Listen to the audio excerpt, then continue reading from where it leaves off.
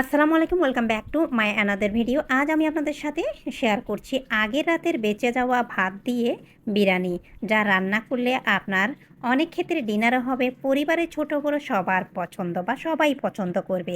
এই জন্যে আগের রাতের বেঁচে যাওয়া এই ভাতটা আমি ভালোভাবে ধুয়ে পানি ঝরিয়ে নিয়েছি। এই ভাত যদি ফেলে দেন সেক্ষেত্রে যেমন আপনার গুনাহ হবে, তেমন কিন্তু অপচয়ও আপনার হবে। এইভাবে এই রেসিপিটা করলে পরিবারের ছোট বড় সবার পছন্দের সাথে সাথে আপনার অপচয়ও রোধ হবে। এইবার একটি কড়াই বসিয়ে দিলাম।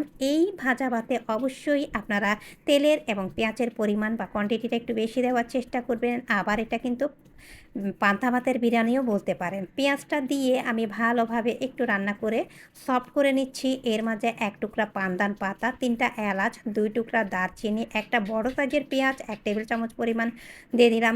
রসুন পেস্ট ১ টিস্পুন পরিমাণ, আদা পেস্ট দিয়ে ভালোভাবে আবার একটু রান্না বা কষিয়ে নিচ্ছি। এইবার ১ টি